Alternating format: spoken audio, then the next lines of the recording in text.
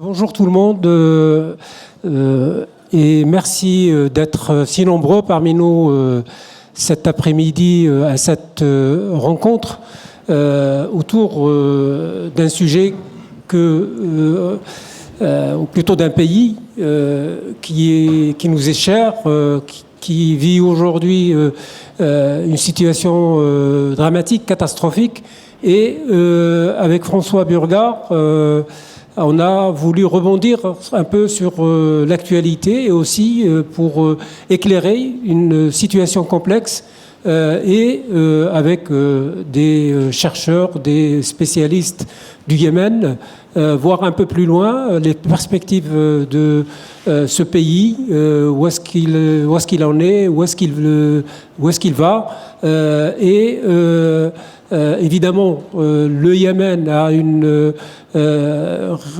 histoire riche, et c'est pour cela aussi qu'il fait l'objet de convoitises et de cette attaque qu'on peut qualifier de barbare de la part d'une coalition qui, malheureusement, dans certains pays n'ont pas d'histoire du tout, et c'est pour cela qu'on peut dire qu'il y a une espèce de jalousie par rapport à ce pays, et on ne s'intéresse au Yémen que quand il s'agit de Al-Qaïda, de Daesh, alors que c'est un pays quand même qui a ses racines dans une histoire millénaire et qui est un peu le berceau aussi de l'humanité.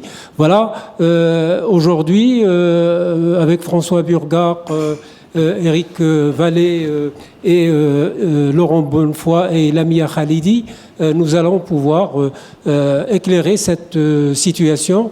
Alors, avant de passer le micro à François, je vous rappelle que la semaine prochaine est toujours un peu avec François Burgard comme acteur principal. On a une rencontre sur le sujet des frères musulmans aux djihadistes, les islamistes au prisme du printemps arabe, et vous aurez reconnu évidemment sa patte dans cet intitulé, puisque ce sera en quelque sorte une synthèse et un regard pour contrecarrer tout ce qui se dit autour de l'islam, des islamistes. Voilà, un dernier rappel. À la place de la rencontre du 5 novembre, qui était initialement prévue avec le duo Mahmoud Hussein, nous allons organiser une rencontre autour des réfugiés, et ce sera l'occasion aussi pour l'Institut du monde arabe, puisque malheureusement on n'a pas eu le temps de réagir à temps pour se positionner, pour prendre aussi notre engagement vis-à-vis de cette problématique et de ce drame des réfugiés.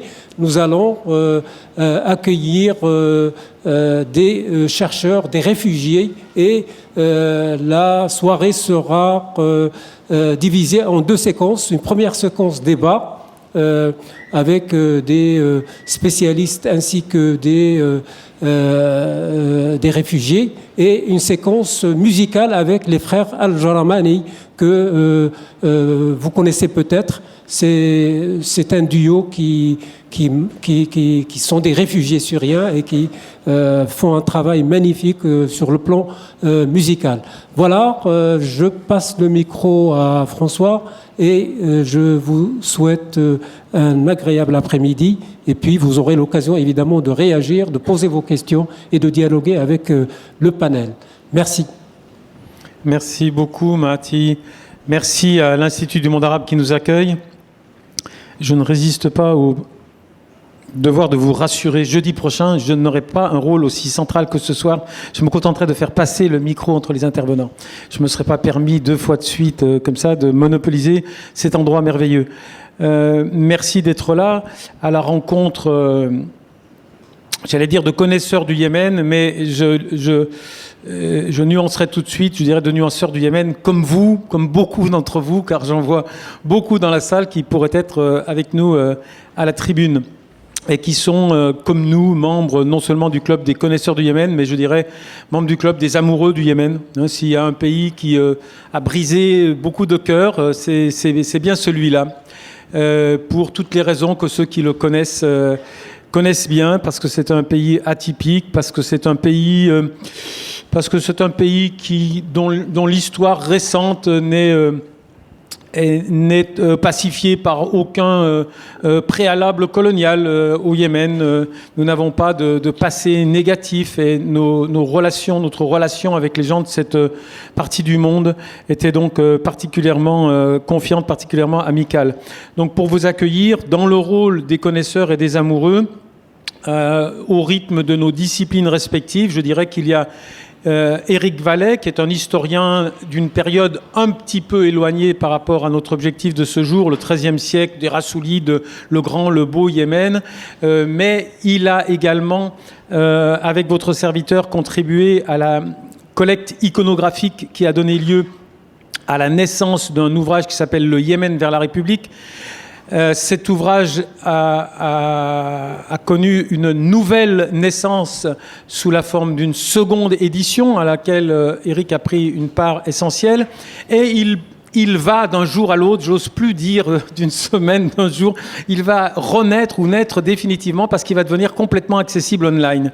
Et bon, cet ouvrage pèse plusieurs centaines de grammes et il est imprimé au Yémen et il est peu accessible et donc mal diffusé dans sa version papier, mais vous pourrez le consulter. C'est un petit peu moins esthétique parce que les photos ne sont pas, il n'y a pas une mise en page aussi attrayante que dans l'ouvrage, mais vous pourrez totalement gratuitement le consulter complètement dans, allez, on va dire quoi, les 2 semaines à venir, pour ne pas être démenti.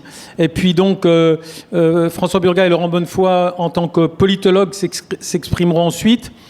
Et puis ensuite, à la fois on plongera dans l'histoire longue, mais lue au prisme terrible de l'actualité la plus récente. Et Lamia Khalidi évoquera à la fois, nous rappellera dans le contexte de la crise, à la fois la richesse du patrimoine historique, toute période confondue, et l'ampleur des dommages que ce patrimoine subit. Nous serons forcément incomplets. Nous espérons seulement communier dans l'idée que la société yéménite est capable de performances politiques supérieures à celles qui la plongent actuellement dans cette dérive sectaire dramatique. On voudrait donc prendre le temps de rappeler que le Yémen, ce n'est pas que le pire du pire que nous voyons aujourd'hui, c'est-à-dire des luttes où les lignes de clivage ne sont pas seulement, mais ont tendance à devenir religieuses et sectaires. Donc j'espère qu'on vous donnera envie de lire l'Arabie marchande d'Éric Vallet aux publications de la Sorbonne, le Yémen vers la République, le salafisme au Yémen, en langue anglaise, mais bon, ou Yémen, le tournant révolutionnaire, co-dirigé par Laurent Bonnefoy. Et Lamia Khalidi, vous la retrouverez un peu partout dans la presse, jusque dans Le Monde, mais aussi le New York Times. Donc vous voyez, c'est pas n'importe quoi. Donc nous commençons par la prise d'appui historique d'Éric Vallet. Merci Eric. Voilà, alors je vais donc commencer par un très bref panorama de quelques-uns des points essentiels de l'histoire récente du Yémen. Soit récente ou un peu plus ancienne, disons au XXe siècle, en m'appuyant donc sur ce gros ouvrage. Je pense, donc, comme vous l'a dit François Burgat, cet ouvrage malheureusement n'est pas diffusé aujourd'hui puisque le stock est bloqué à Sanaa, mais nous en avons quand même quelques exemplaires ici à Paris, et donc ce serait l'occasion de le faire circuler peut-être dans l'assistance. Donc voilà, peut-être pour commencer. Merci de nous le rendre à la fin, s'il vous plaît. Ils sont précieux. Alors, on va commencer donc avec une carte, voilà, qui sera la diapositive suivante. Donc, pour rappeler ce qui est finalement une des lignes essentielles d'arrière-fond de l'histoire du Yémen, qu'il faut absolument mettre en avant de parler de ces évolutions contemporaines.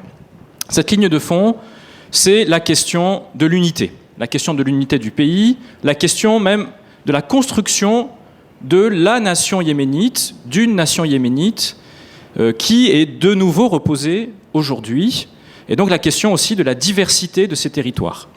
Alors, un élément est bien connu, c'est l'existence, tout au long du 19e et d'une grande partie du 20e siècle, de 2 Yémen.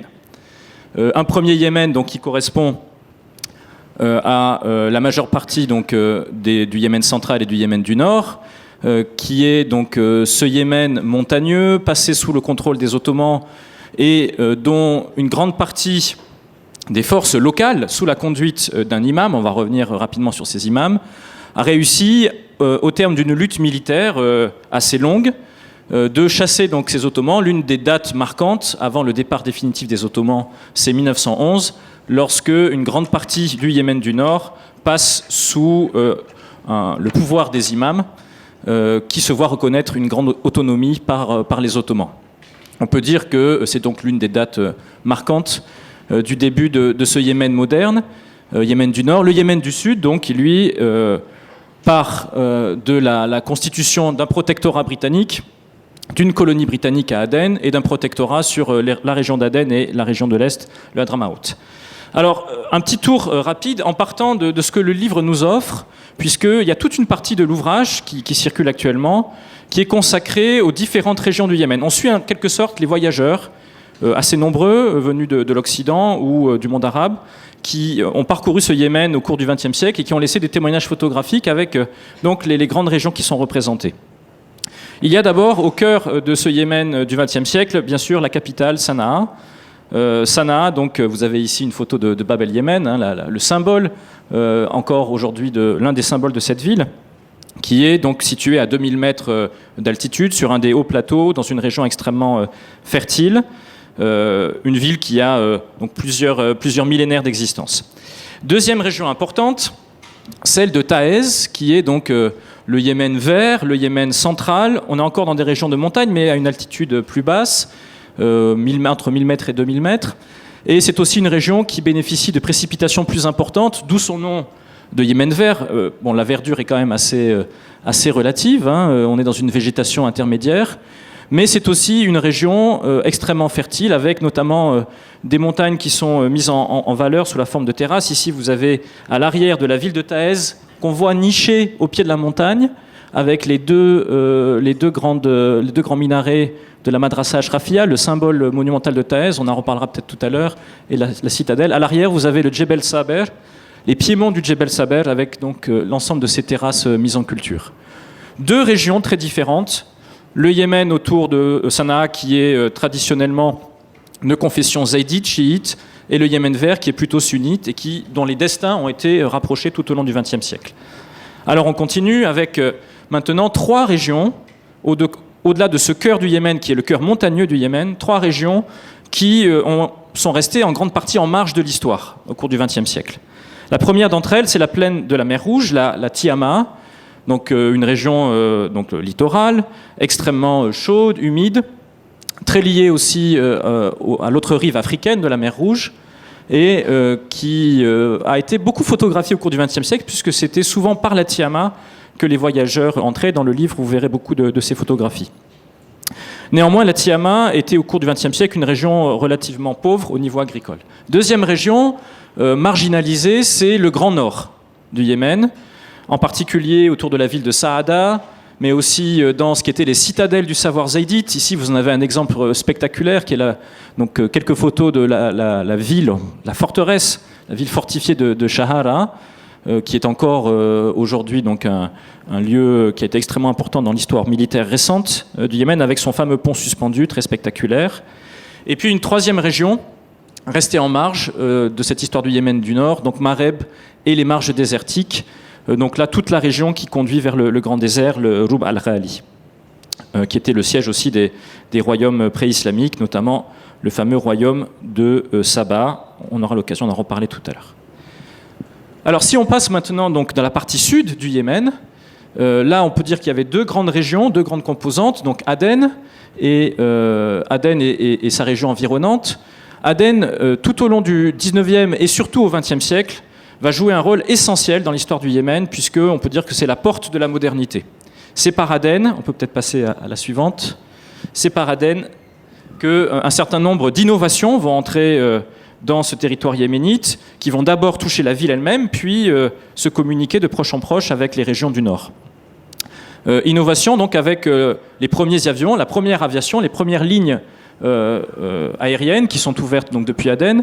J'en profite pour mentionner, donc vous avez ici le premier avion personnel détenu par un homme d'affaires résident au Yémen, donc Antonin Besse, ce qui me permet de mentionner dans une toute petite parenthèse qu'une grande partie des photographies qui sont dans ce livre viennent de la collection privée de la famille Besse. Antonin Besse, c'était un négociant d'origine du sud-ouest de la France qui s'est installé au début du XXe siècle à Aden, qui a fait fortune, et la maison Besse, jusqu'aux années 60, a été la principale maison de commerce.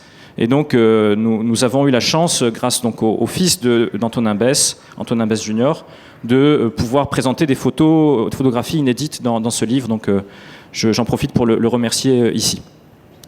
Autre innovation qui viennent d'Aden, donc la presse, la première presse en arabe de la péninsule arabique, mais également donc à travers les publicités, une première culture de l'image qui dans la première moitié du XXe siècle, va se diffuser dans l'ensemble du Yémen.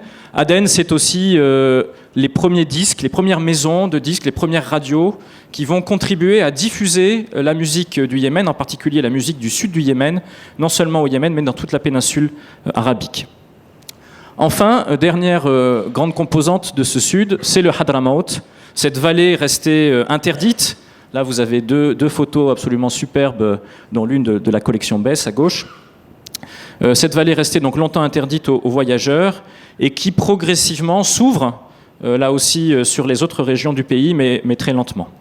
Alors ce sont donc ces deux ensembles, ces différents ensembles, qui vont progressivement connaître des processus d'unification, de mise en commun au cours du XXe siècle.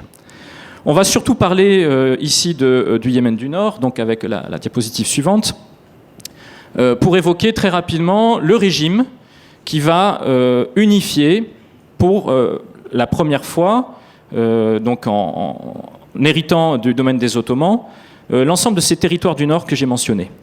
C'est le régime donc imamal, l'imama zaïdite, une institution typique de ce courant très particulier du chiisme, installé au Yémen depuis la fin du IXe siècle de notre ère, donc plus d'un millénaire. Les chiites zaïdites sont des chiites qui ne reconnaissent pas, comme les chiites iraniens, l'existence d'une lignée de 12 imams qui se seraient arrêtés et qui sont, comme les chiites iraniens, dans l'attente d'un imam qui doit revenir à la fin des temps. Les chiites zaïdites considèrent que la communauté a besoin en permanence d'avoir un imam, mais que cet imam doit être issu de la descendance directe du prophète par le fils du prophète, donc Ali, et le gendre du prophète, qui est son cousin Ali, et marié à la fille du prophète Fatima. Donc la famille Hamid ad-Din est l'une de ces familles de descendants du prophète qui a pris le pouvoir en s'appuyant sur la doctrine zaïdite et qui a établi un pouvoir monarchique fort. Vous avez ici donc la figure de ce grand souverain, cet imam qui s'est débarrassé donc des Ottomans, l'imam Yahya, dont on a très peu conservé d'images. Il avait interdit l'usage de la photographie sous son règne, et donc les seules images qui ont été conservées de lui se trouvent donc sur les pages qui ont été présentées.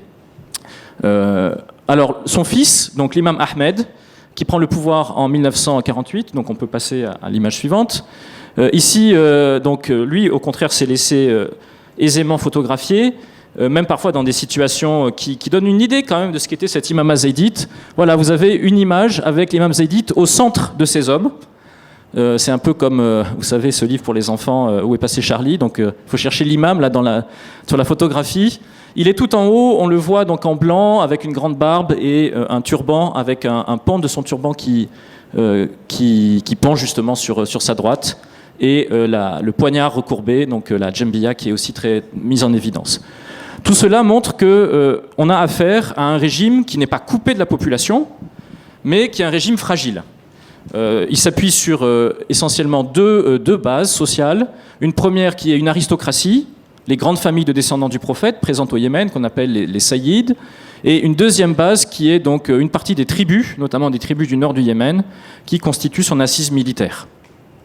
Ce ralliement des grandes tribus du Yémen au pouvoir de l'imam n'est pas un ralliement toujours de bon gré, puisque les imams conservent, et c'est ce que nous montre la photographie qui est ici en bas à droite, un pouvoir sur ces tribus, notamment par un système d'otages. L'imam retient dans sa proximité les fils des principaux chefs de tribus du pays.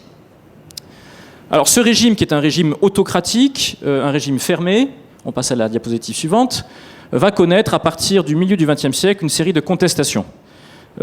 Contestations de la part de différents milieux, de deux milieux principaux.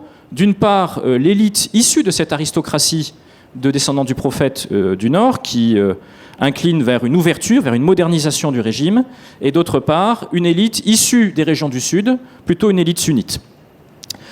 Un premier mouvement a lieu en 1948, donc une tentative de révolution qui visait non pas le renversement total du régime, mais l'instauration d'un imamat constitutionnel, et qui se solde par un échec.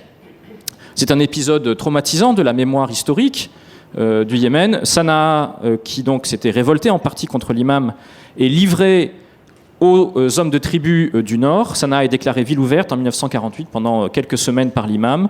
Elle est pillée et l'imam s'installe pendant un temps dans la ville de Taez. Une répression importante s'abat sur tous ceux qui avaient mené ce mouvement. Vous en avez donc quelques images ici. Alors deux figures, diapositive suivante, deux figures émergent à cette date-là, deux grandes figures qui synthétisent, qui symbolisent cette union des deux oppositions, du Yémen du Nord et du Yémen central, du Yémen chiite et sunnite. La figure de Zubayri, donc, qui est ici à gauche, donc issue de cette de grande famille de lettrés du Nord, et celle de Ahmed Mohamed Norman, qui est donc ici à droite, donc cet homme qui sourit, qui lui représente plutôt l'élite sunnite du Sud, très tournée vers l'ouverture sur des formes de modernité, en particulier la modernisation du système scolaire. Alors, dernier élément que je voudrais mentionner de cette période donc, de l'imama, c'est que, bien entendu, l'imama se positionne par rapport à la scène arabe dans son ensemble, et en particulier face à son voisin, donc le jeu des puissances régionales. Ici, il y a le rappel d'un épisode essentiel pour comprendre l'histoire actuelle, qui est la première guerre saoudo-yéménite en 1934, lorsque les Saoudiens donc, lancent une offensive. Et à la suite de cette guerre, donc, une partie du territoire qui était dominé par l'imam passe sous domination saoudienne. C'est la région du Assir qui se trouve au sud de l'Arabie saoudite. Alors je passe sur la suivante, qui montre donc le jeu des alliances de l'imam zaydite avec les grandes puissances européennes, en particulier l'Italie, Mussolini, donc, qui était ici sur l'image. On continue. Donc ici, dans les années 1950, un jeu très subtil de balance entre les deux grands leaders qui se disputent la conduite du monde arabe, donc saoudien et égyptien. Vous avez ici donc Nasser. Et c'est finalement ce jeu entre saoudiens et égyptiens qui conduit au déclenchement de la révolution de 1962. Cette fois-ci, ce ne sont plus des membres de l'élite intellectuelle qui lancent le mouvement, mais c'est l'armée. L'armée qui a été le vecteur principal finalement d'entrée d'idées modernes au Yémen. Et c'est cette armée qui se soulève contre l'imam. Vous avez ici donc quelques images qui symbolisent cette prise de pouvoir de l'armée. Ici, donc une des photographies prises une semaine en bas à droite après la révolution du 26 septembre 1962, qui voit donc le nouveau gouvernement, les chefs militaires manger avec les boîtes de conserve qui étaient conservées dans le palais de l'imam. C'était le seul endroit où il y avait des boîtes de conserve occidentales dans tout le Yémen. Donc voilà, ils ont vidé les réserves pendant un certain temps. S'enclenche une guerre civile extrêmement longue, 8 ans de guerre civile. Donc là aussi, un épisode que l'on doit garder en mémoire pour comprendre l'actualité, qui voit s'opposer donc d'un côté les forces républicaines soutenues par Nasser, on peut même dire protégées par Nasser, parfois un peu trop, et les forces royalistes soutenues, elles, par l'Arabie saoudite. Finalement, donc en 1970, donc on en arrive à la carte qui va maintenant s'afficher, 1970, les deux Yémen du Nord, royalistes et républicains, s'entendent. La République est finalement reconnue comme le régime légitime du pays, et une partie des deux élites opposées, donc l'élite, l'ancienne élite royaliste et la nouvelle élite républicaine, fusionnent en quelque sorte dans la conduite du pays. En parallèle, donc, le Yémen du Sud a connu aussi des mouvements révolutionnaires, et qui ont conduit donc à l'indépendance de ce Yémen en 1967 et à la proclamation d'un régime populaire démocratique à la fin des années 1960. Donc voilà la situation qui s'instaure au tout début des années 1970 et qui va durer jusqu'en 1990, diapositive suivante, lorsque les deux Yémen vont finalement se réunifier. Merci beaucoup, Eric. On vous avait dit qu'on était obligé d'avancer assez vite dans cette histoire complexe. Tu as remercié Eric Antonin Besse, et je t'en sais gré. Tu as dit qu'il avait fourni énormément des photos. Il est absent de la première édition. Il a contribué à enrichir la seconde. Alors moi, au chapitre des remerciements, j'ai envie de remercier quelqu'un. Je voudrais remercier celui grâce à qui nous avons vu cette photo tout à fait exceptionnelle, qui est la seule photo de l'imam Yahya Hamid Eddin. Si vous montrez ça à un Yéménite, il saute sur sa chaise parce qu'on ne le connaissait pas, l'imam, il ne se laissait pas photographier. Et comme ce monsieur qui a retiré la photo du film de René Clément, L'Arabie interdite, en 1936, est présent dans la salle, je remercie Rémi Audouin. Ces photos, elles ont toute une histoire très complexe, très attachante. Elles ont été trouvées dans le cartable oublié de Mahmoud Zoubeiri. L'une de celles que vous avez vues, c'est un monsieur qui me l'a donnée dans un autobus, dans un colloque très chic. Et quand il m'a tendu sa carte, j'ai tiqué, c'était marqué Winston Churchill. C'était le fils de Winston Churchill qui a atterri à Aden en 1962, etc., etc. Donc ces photos, elles ont été prises, par exemple, dans un palais dont on nous a dit tout à l'heure qu'il vient d'être bombardé, le palais de l'imam à Taez, dont on nous a ouvert les portes et où on nous a permis de tout fouiller. Et en tirant les tiroirs, on a trouvé le passeport de l'imam et on a recopié. Donc cette collecte iconographique était passionnante. Donc moi, je vais devoir faire quelque chose de presque aussi difficile qu'Éric, c'est d'avancer à grands pas dans ce Yémen.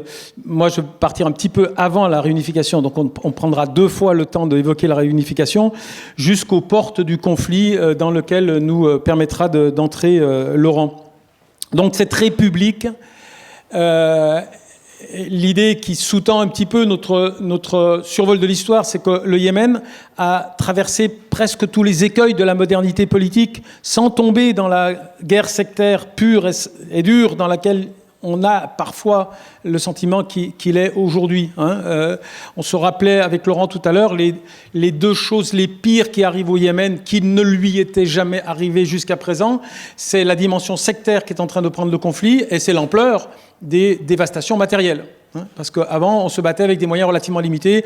Maintenant, on se bat avec, et c'est pas Marie-Louise Inizan qui va me contredire, on se bat avec des moyens terribles. Et tous ceux qui ont un pied dans le patrimoine de ce pays savent qu'il souffre plus que par le passé. Alors, l'État républicain, il avait des tas d'inconvénients, on va le voir, mais il avait un avantage. Il avait démonétisé le clivage sectaire. Ça servait plus à rien de se dire zaïdites, puisque les zaïdites, c'était les vaincus de l'avènement de la République. Mais l'avènement de la République n'était pas pour autant une victoire des sunnites sur les zaïdites. C'était une opération de modernisation qui était en grande partie endogène. C'était des zaïdites qui avaient dit on va sortir de ce système qui ne permet qu'aux zaïdites de présider aux destinées de ce pays. On va laïciser le système politique. Donc les normes acquises de cette république naissante, c'était d'avoir démonétisé, rendu obsolète le clivage sectaire entre les zaïdites et les chaféites et les sunnites. Donc c'était quand même un véritable moment de la modernisation. Mais l'assise de l'État yéménite est néanmoins demeurée très religieuse, très tribale, et j'aime bien, et Marilène Barret m'a entendu dire la même chose à Marseille il y a 15 jours, mais ces exemples sont très parlants. J'aime bien rappeler que lorsque, au cœur de la guerre civile qu'a évoqué Éric, lorsque les élites modernisatrices voulaient convaincre les tribus qui était le bras armé de l'imama, de rentrer dans ce jeu politique moderne, il leur disait « Jumhuriya, la République, Jumhuriya ». Et on dit, bon, on n'a pas été vérifié, mais on dit que les leaders tribaux pensaient que Jumhuriya, c'était le nom de l'épouse de Nasser. Montrait donc que la pensée politique n'était pas encore complètement acquise à la laïcisation des institutions politiques. Et puis on emploie un autre exemple que j'ai personnellement mis en valeur et dont je pense qu'il est très très éloquent. Mahmoud Zoubeiri, l'un des grands l'un des deux ténors de la modernisation politique du Yémen, le copain de Norman, celui qui était le zaïdite alors que l'autre était un chafaïte, il a eu conscience, 2 ans après le début de la Révolution, qu'on allait la tête dans le mur. Les tribus, justement, ne voulaient pas entrer dans ce processus de modernisation, ne voulaient pas abandonner l'imama. Et on avait présent dans les mémoires l'échec de la Révolution de 1948, où l'imam, en une phrase, il avait dit les libres, c'est des gens, ils veulent raccourcir le Coran. Raccourcir le Coran, il avait tout dit, et ça avait suffi à soulever l'ensemble des tribus contre le processus de modernisation politique. Alors là, il se dit, on ne va pas faire 2 fois la même bêtise. Qu'est-ce qu'on va faire pour ramener les tribus dans le courant de la modernisation? Il cherche, il est en train de chevaucher son âne dans la campagne, et dit la chronique, le vent entrait par les manches de son vêtement, un petit peu comme la manche à air, vous voyez, des références très modernes de l'aéroport de Sanaa, et il se dit, j'ai trouvé, je vais créer Hezbollah, le parti de Dieu. Et je vais dire aux tribus, vous devez adhérer au Hezbollah. Qui osera refuser de faire partie du Hezbollah? Et il faut quand même savoir que si les tribus vont entrer dans le processus de soutien à la construction républicaine, c'est en adhérant au parti de Dieu. Donc il faut garder ça présent à l'esprit. Le caractère inachevé et traditionnel de l'État n'avait pas que des inconvénients. Il faisait que la société était... L'État n'a jamais eu les moyens de son autoritarisme ou de son totalitarisme potentiel. Au Yémen, si le pouvoir voulait être méchant, il ne pouvait pas parce qu'il y avait en face des gens, vous savez, comme dans la tradition américaine, on dit le pistolet, c'est le garant de la démocratie. Au Yémen, c'est un petit peu la même chose. Le fait que ce qu'on a appelé la société civile en armes, c'est-à-dire que la société garde des ressources militaires pour, le cas échéant, limiter les ambitions totalitaristes du régime, eh ben, ça servait à équilibrer un petit peu. Le Yémen n'a jamais atteint des situations comparables à celles de l'Irak ou de la Syrie dans le domaine de la répression politique. Et ça, c'est aussi quelque chose de très positif qu'il faut rappeler. Une autre grande spécificité de l'État, elle est liée à ce processus de réunification qui a eu lieu en 1990. Ce processus de réunification, il avait un petit côté artificiel. Les deux côtés, le Sud, beaucoup moins important que le Nord. Rappelez-vous bien toujours cette disproportion, 3 millions d'habitants, 12 millions au Nord. Mais disons, le Sud, il avait la main sur la gâchette, le Nord aussi. Et, je disais, c'était le jeu, je te tiens, tu me tiens par la barbichette. Donc les premiers pas du pluralisme politique yéménite, tout à fait remarquable en 1990, transportez-vous en Algérie, où on en est. Transportez-vous en Tunisie, où on en est. Eh bien, au Yémen, on est dans un fonctionnement où il y a effectivement un parlement où des rapports de force se corrigent par des processus électoraux ou de vote. Donc le Yémen est à l'avant-garde de la modernisation politique à ce moment-là, compte tenu du fait que la réunification a impliqué que des acteurs cohabitent entre eux, quand bien même ils avaient conservé la ressource des armes. Alors l'autre grande dimension très très originale du Yémen, et ça résume la magie politique de ce Yémen, c'était la petite cuisine tout à fait unique dans le paysage arabe, qu'on peut résumer en mentionnant le personnage de... Il est à droite sur la photo, là, parce que c'est tout à l'envers. Il est à droite ou à gauche? Le gros barbu roux, comme son homologue avec la barbiche, sont tous les deux très spécifiques de la formule politique du Yémen. On va dire très simplement, le cheikh Abdallah Hussein al-Ahmar était, premièrement, leader de la plus grande confédération tribale. Deuxièmement, leader d'un parti politique moderne d'obédience islamiste proche des frères musulmans qui était la première force d'opposition. Troisièmement, président du Parlement par la vertu du soutien des voix gouvernementales. Vous voyez la petite cuisine? Je te fais président du Parlement, en échange de quoi tu assures la relation avec, d'une part, les tribus, d'autre part, les idéologies d'obédience religieuse qui travaillent la société. Donc, et puis, si vous voulez un autre exemple, c'est le barbu haut aîné, le cheikh Zendani. On va dire très simplement, le cheikh Zendani, c'est une des ailes extrêmes du parti d'opposition El Islah. pour anticiper sur ce qu'on dira peut-être jeudi prochain, c'était quelqu'un qui était plutôt plus salafi que frère musulman. Mais ce monsieur-là, quand il y a eu les dernières élections présidentielles, il a appelé tout le monde à voter pour le président Ali Abdallah Saleh. Donc vous voyez que la frontière entre l'opposition et le pouvoir, elle était complexe, hein, et il y avait des formes de clientélisme qui atténuaient les clivages idéologiques. Je m'attribue, je suis encore en état. Ce système va se dérégler. Pour qu'on puisse passer la parole à Laurent, il faut que les choses commencent à coincer. 3 des limites de ce système qui préfigurent les tensions à venir. Le dépassement des identités régionalistes nord-sud qui avait permis la réunification de mai 1990, il ne va pas tenir si longtemps que ça. Au bout de 4 ans, ça va se régler au canon. Et l'unité du Yémen ne sera plus fondée sur une transaction politique, mais sur une victoire militaire du nord sur le sud. Gardez ça présent à l'esprit.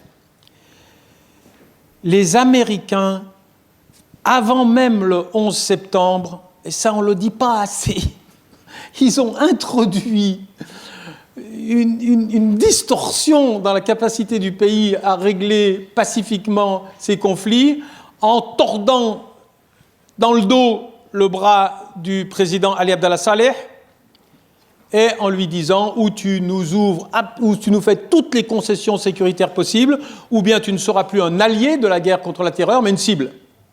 Et nous, au Yémen, en 2001, on entendait les bombardiers passer au-dessus de nos têtes, qui partaient sur l'Afghanistan, et il y avait beaucoup de gens qui disaient « Ouh là là, n'allez pas garer votre voiture près de l'université du Cheikh Zandani, on ne sait pas s'il ne va pas y avoir des bombes. » Le Yémen a failli être une cible de la guerre contre la terreur.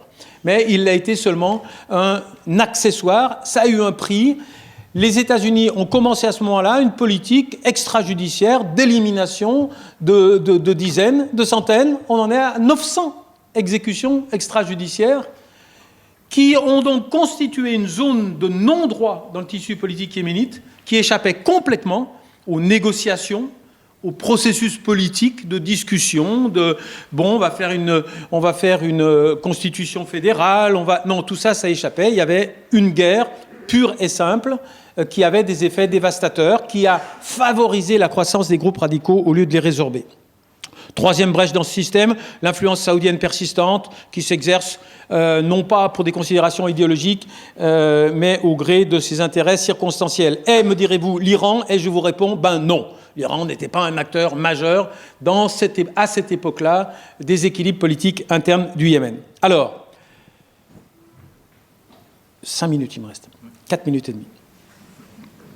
C'est dans ce contexte qu'intervient la dynamique printanière. Je vous rassure, je vais la résumer à très très grande vitesse.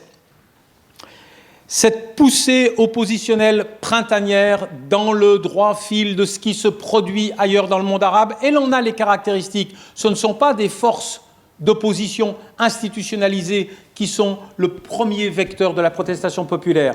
C'est ce qu'on a appelé la jeunesse révolutionnaire, plus ou moins heureux comme concept, parce qu'il n'y avait pas forcément que des jeunes, mais disons, ce n'est pas un mouvement qui est dirigé, piloté par les oppositions. Mais très vite, ce processus populaire, il va être rattrapé par le paysage institutionnel, il va être pris en charge par l'opposition qui est structurée, qui a une longue expérience, puisque le parti Islah a déjà été au pouvoir. Le président Ali Abdallah Saleh s'en est servi pour contrer les socialistes du Sud.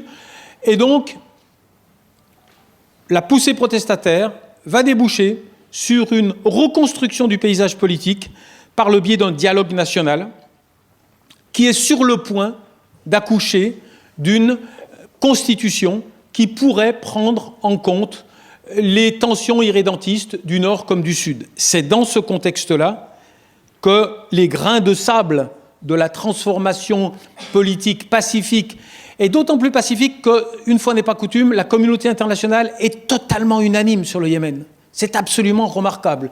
L'une des expressions, c'était la photo d'avant, c'est qu'une opposante, Tawakkul Karman, bien qu'elle appartienne à un parti qui est lié aux frères musulmans, va obtenir le prix Nobel de la paix. On a un consensus international, mais qu'est-ce qu'il y avait qui clochait dans ce processus qui était apparemment fonctionnel? Premièrement, l'ancien président, Ali Abdallah Saleh, avait conservé son pouvoir, même institutionnel. Il était resté le président du parti au pouvoir. Et il avait conservé un trésor de guerre monstrueux. Et il avait conservé des liens dans le tissu des forces armées. Et il était là dans l'ombre. Et ce qui va se produire, et Laurent va nous le dire dans quelques instants, c'est donc pas d'abord une tension sectaire, c'est une tension contre-révolutionnaire. Les organisations sunnites radicales et Al-Qaïda, à l'époque, avaient été complètement, je me répète, mais c'est très important, exclues du processus institutionnel. Et puis, malgré la perspective de l'adoption d'une constitution fédérale, des tensions irrédentistes se manifestaient dans le nord, avec ces fameux Houthis dont on va parler maintenant, zaïdites, mais également dans le sud, à une moindre portée, par un mouvement sudiste. La poussée militaire et contre-révolutionnaire des Houthis va donc être le grain de sable. Il ne faut pas le nier. On dira certainement tout ce qu'il y a d'excessif et d'illégitime dans l'intervention saoudienne. Mais sur le papier, les Houthis apparaissent bien comme ceux qui ont déréglé par une prise de contrôle militaire du pouvoir de la capitale, puis du palais du président, un processus qui, au-delà du fait qu'il excluait les radicaux sunnites, était quand même bien en train de faire tourner la page du printemps yéménite à la société de Sanaa et d'Aden. Alors, le grain de sable, eh bien, il va nous conduire, et Laurent va nous dire comment, à la catastrophe que nous vivons maintenant. Bonsoir à toutes et à tous. Merci à Eric et à François pour ce cadrage historique qui, je pense, est important. J'espère que vous avez maintenant à peu près tous les acteurs en tête, que vous voyez un petit peu de quoi on va parler et que ça permet de recadrer un petit peu les dépêches qui parfois, malheureusement peut-être trop rarement, arrivent sur nos écrans d'ordinateur ou dans nos journaux ou à la télé. Et donc je vais me pencher un petit peu sur finalement l'aboutissement ou un des aboutissements du processus de délitement qu'a pu présenter François. Comment finalement un processus révolutionnaire qui avait tout pour fonctionner ou qui avait qui portait un espoir important s'est délité. Il s'est délité effectivement du fait d'une dynamique de confessionnalisation très importante. Les Houthis, c'est quelque chose qui n'a pas été dit, finalement, sont les héritiers lointains des partisans de l'imama zaïdite. Et donc, ils ont eu une volonté qui a émergé dans les années 80 et 90 de finalement réinstaurer leur identité zaïdite face à ce qu'ils considéraient comme finalement une domination sunnite qui s'incarnait particulièrement dans l'émergence du mouvement salafi. Alors, le dernier épisode qui, d'une certaine manière, nous rassemble, et je pense que s'il y a quelques mois, on avait organisé une conférence sur le Yémen, il y aurait sans doute eu moins de monde. Et il est vrai que le Yémen vit des heures tragiques. Ces heures tragiques, et ça a été dit, sont caractérisées, apparaissent comme un héritage de toutes les séquences historiques-là, mais elles sont également en rupture à deux niveaux. Je vais m'intéresser, moi, au niveau peut-être plus confessionnel ou au niveau politique, au niveau de la société. Et puis, Lamia s'intéressera aux questions d'héritage et de patrimoine, pardon. Alors, qu'est-ce qui s'est passé, la diapo suivante. Qu'est-ce qui s'est passé depuis 6 mois, ou aujourd'hui 7 mois, pour être très exact, depuis la nuit du 25 au 26 mars, on a eu le lancement d'une offensive saoudienne qui apparaît comme problématique. Elle apparaît comme directement héritée d'une obsession qui a été celle de la communauté internationale. Il y a eu une légère parenthèse au moment du processus révolutionnaire, mais cette obsession, ça a été l'obsession sécuritaire, qui a fait que finalement tout un tas de dynamiques importantes, particulièrement la dynamique des Houthis, comment une identité qui avait été reléguée s'est finalement reconstruite et est redevenue centrale dans le jeu politique, Ça a été négligé par de nombreux chercheurs, les diplomates, par les journalistes, les experts. Donc ça, c'est la première dynamique. Et la deuxième dynamique, c'est la dynamique de reconstruction d'une identité sudiste, sécessionniste. À partir de 2007, on a un profond mouvement qui va contester les termes de l'unité. Et ces deux dynamiques-là vont être très largement ignorées. Et ce qui va se passer, c'est que la communauté internationale va, d'une certaine manière, à partir de la séquence de 2011, sous-traiter le dossier yéménite à l'Arabie saoudite et considérer que l'Arabie saoudite est finalement l'acteur le plus légitime pour encadrer le processus de transition politique qui naît à partir de 2011.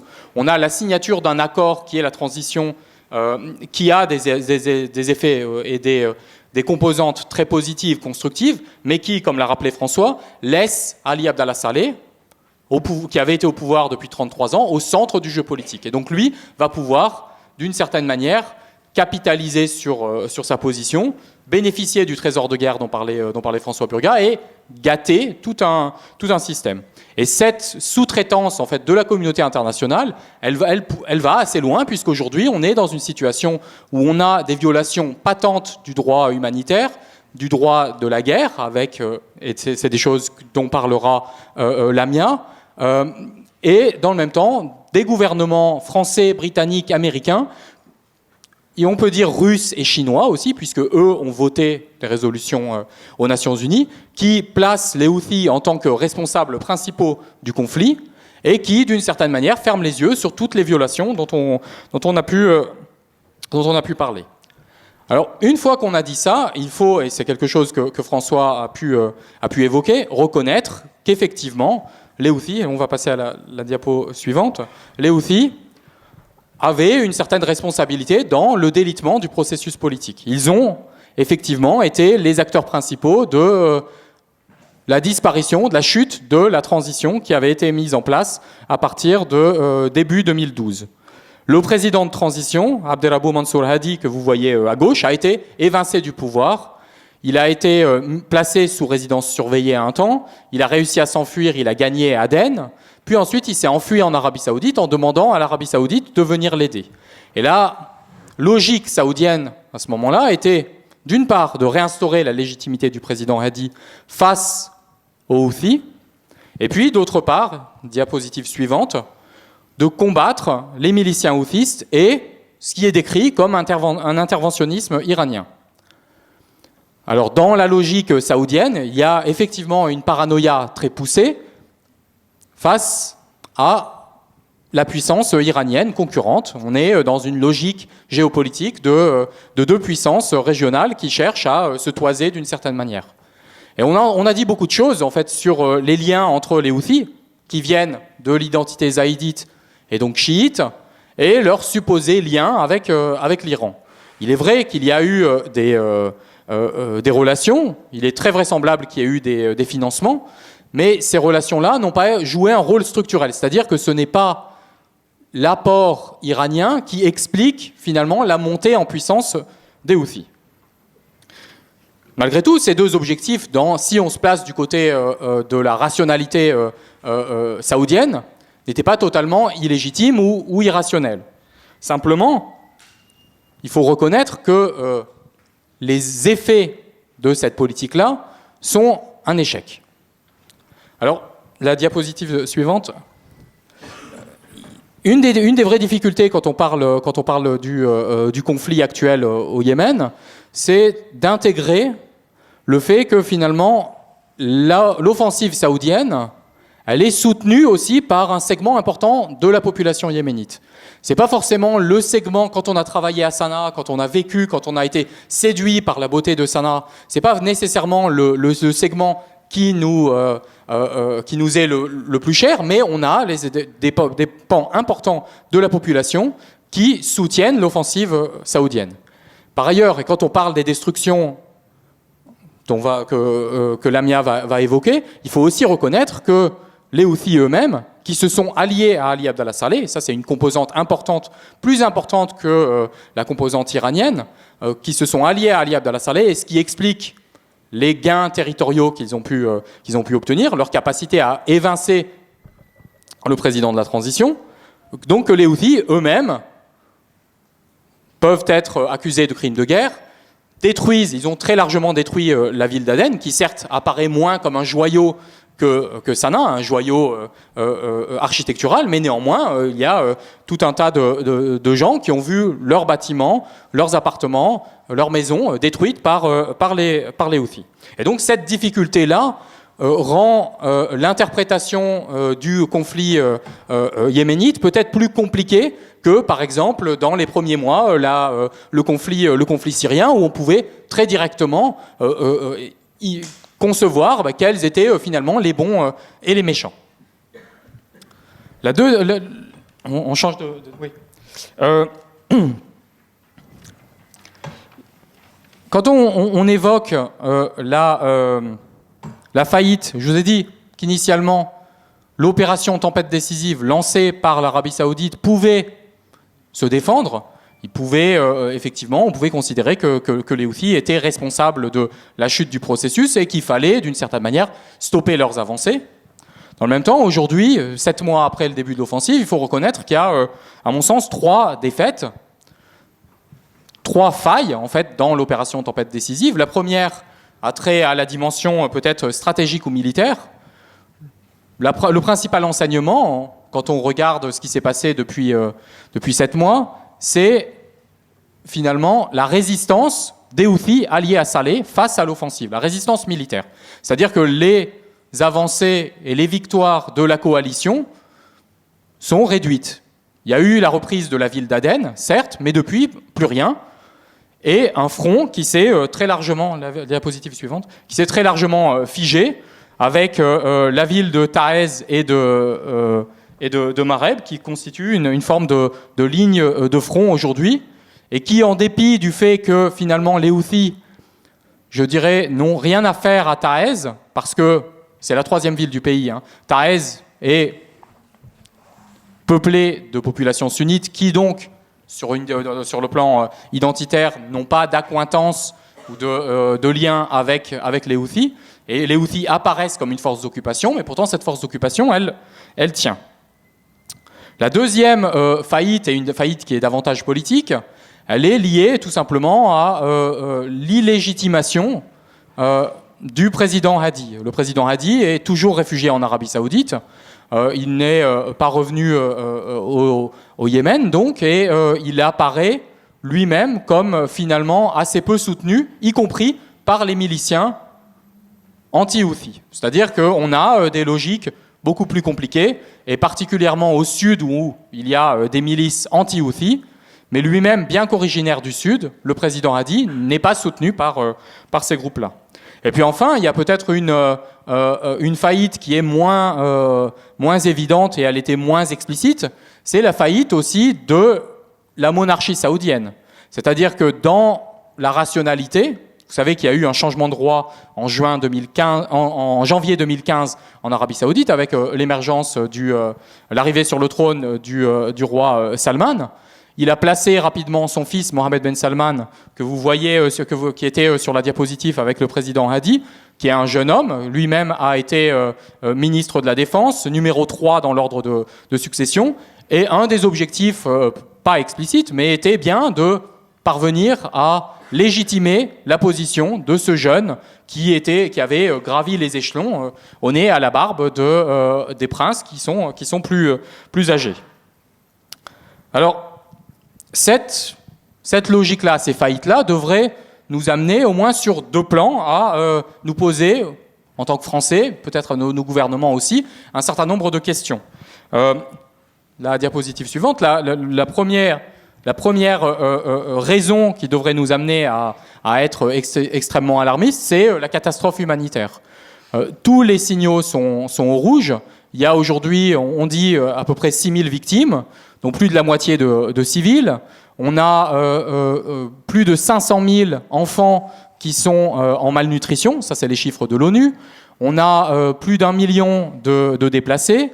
Bref, tous les signaux sont au rouge, et pourtant, l'Arabie Saoudite continue à imposer une forme de blocus qui empêche, c'est le point de vue de l'ensemble des ONG, c'est le point de vue de l'ONU aussi, l'accès à l'aide humanitaire. Et on est dans une situation qui est certes très compliquée sur le terrain, mais il faudrait aussi qu'on se saisisse de ces questions humanitaires qui ne sont pas négligeables.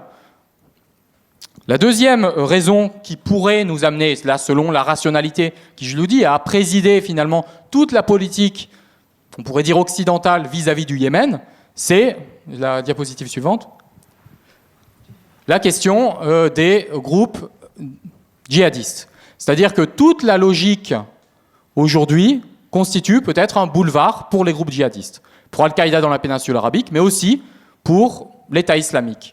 Tout simplement pourquoi ? Parce que la rationalité qui préside, parfois implicitement, mais parfois explicitement, à l'offensive saoudienne, est bien une offensive qui vient, d'une certaine manière, soutenir une polarisation confessionnelle au Yémen.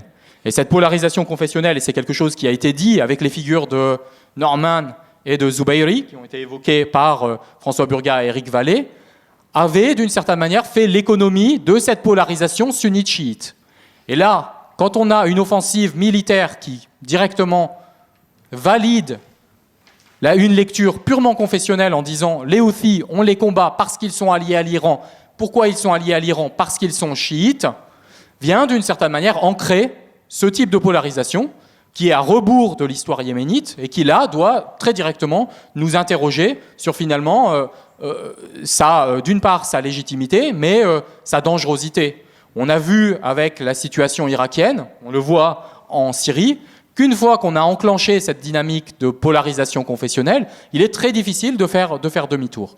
Alors aujourd'hui, les groupes qui ont, d'une certaine manière, le vent en poupe, sur le terrain, sont des groupes qui légitiment très directement cette polarisation-là, particulièrement dans le sud, et Al-Qaïda, d'une certaine manière, apparaît comme finalement peut-être un moindre mal par rapport à l'État islamique qui émerge aujourd'hui au Yémen, qui cible très directement des mosquées zaïdites parce qu'elles sont zaïdites. On a des attentats, quelque chose qu'on n'avait pas précédemment, où la logique d'Al-Qaïda, elle était condamnable, mais c'était une logique de guérilla, c'est-à-dire que l'essentiel des cibles étaient des cibles militaires ou les alliés des militaires. Et là, on a réellement un saut qualitatif qui est accompagné, appuyé par la guerre, et qui, là, doit effectivement nous interroger autant que la question patrimoniale dont va parler Lamia.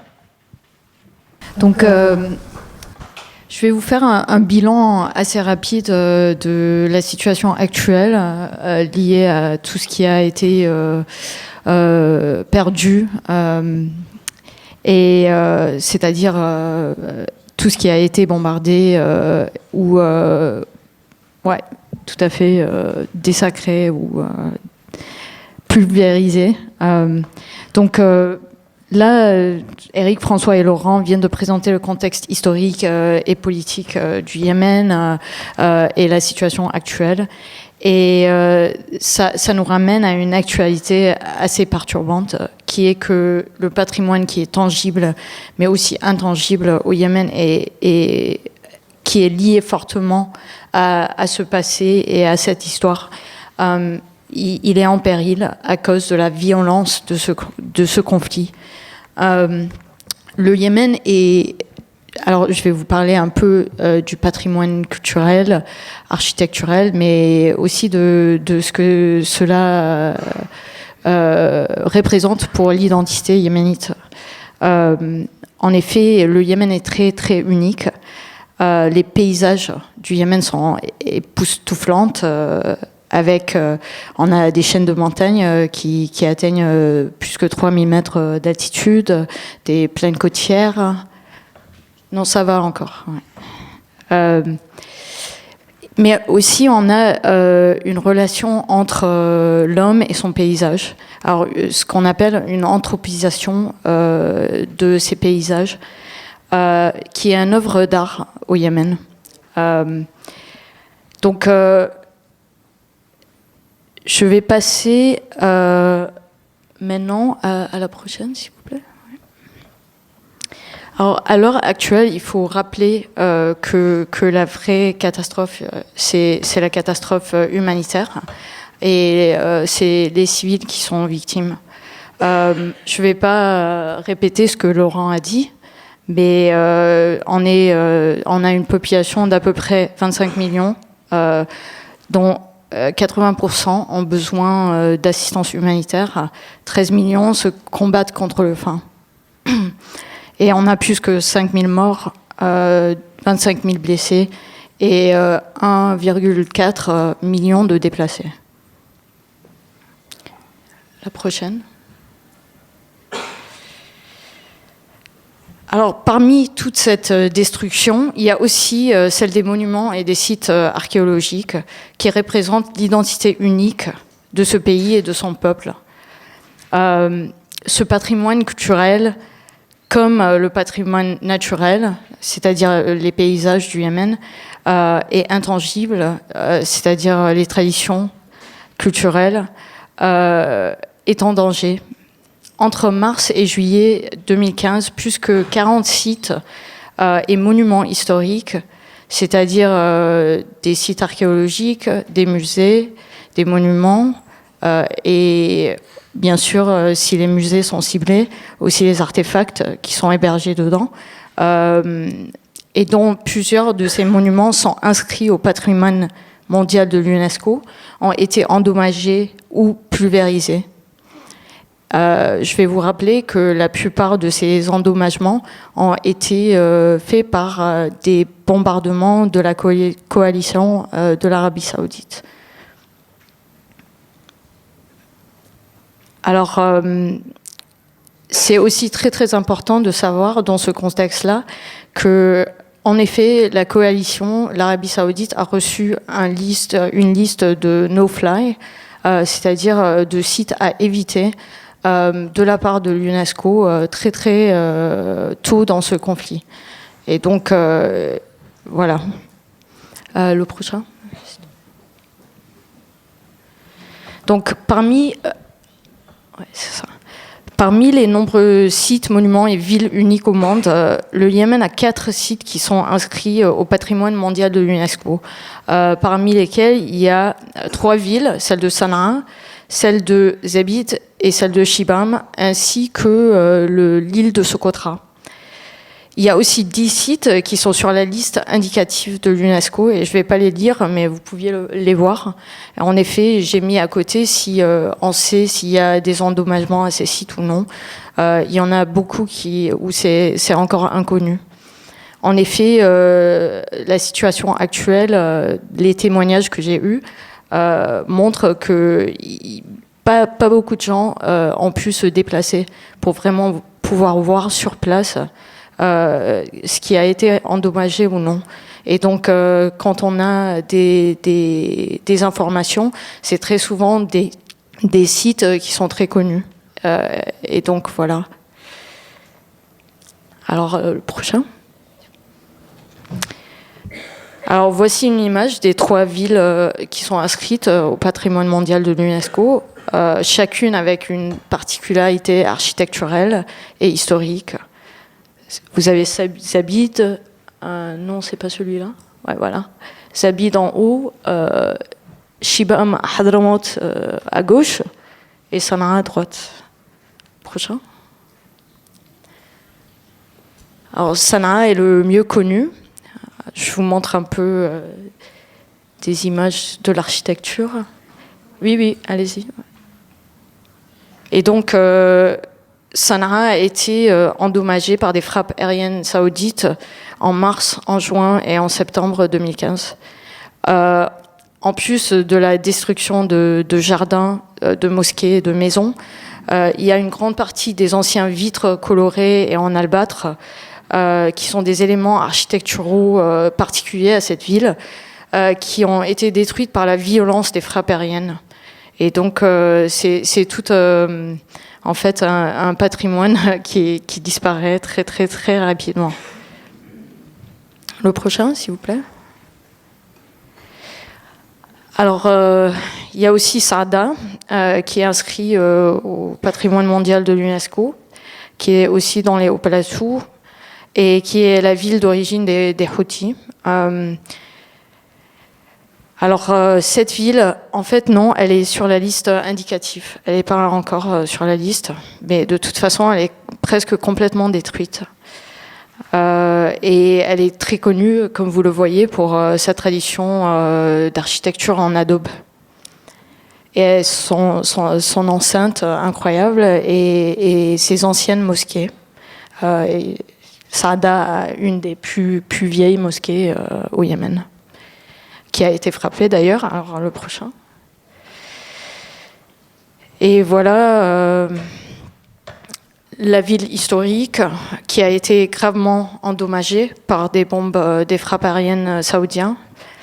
Mais aussi la mosquée d'Imam Hadi, qui est construite il y a 1200 ans, a été partiellement détruite lors d'un raid saoudien en mai 2015.